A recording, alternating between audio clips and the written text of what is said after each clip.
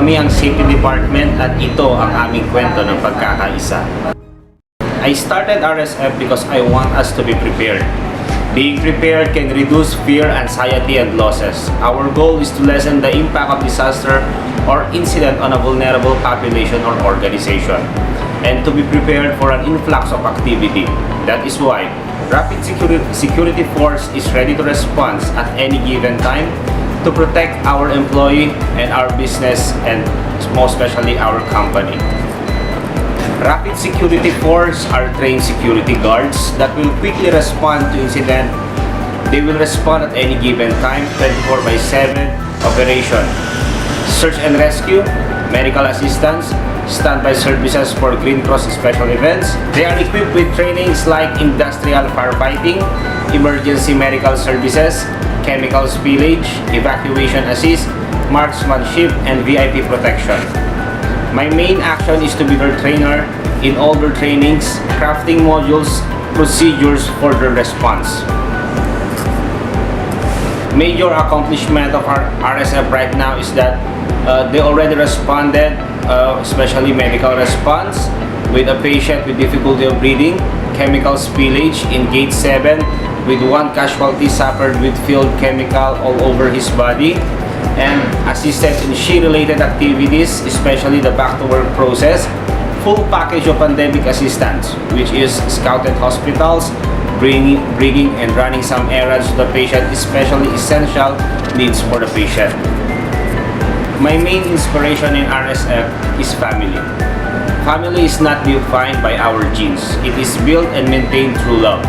We are an FMCG, or a chemical manufacturing company, and have some chemicals that are toxic and highly flammable. And these chemicals are deployed in Severina. With that, potential hazards and disaster are all in the package.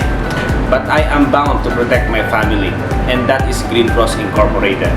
My main idea to our RSF is to quickly respond to emergency at any given time, giving their hearts, passion to save lives. Our contribution, we already implemented and continuously improve our safety, health, and environment program to analyze potential health and safety risks. Workplace injuries and illness create a burden to GCI and creates problem for business, especially productivity loss and some potential litigation that can cause financial loss of the company. That is why we reduce injuries and cost. Safety, health, and environment is extremely important and necessary, as it allows our workers to return home to safe to their family, and allows our worker to feel comfortable in their working environment, reducing absenteeism, increasing productivity. Safety and health and environment also makes good in business sense, as it reduces downtime of workers, including costs associated with employees' injuries, and increasing business profits. To make the long story short, why does safety matter? It just makes sense for us to come home alive. My message to my coworker in GCI, we need you to improve our safety culture and safety preparedness. Help us to reinforce a strong safety culture and a safety-first state of mind in the work. Thank you for keeping safety as our prime brand.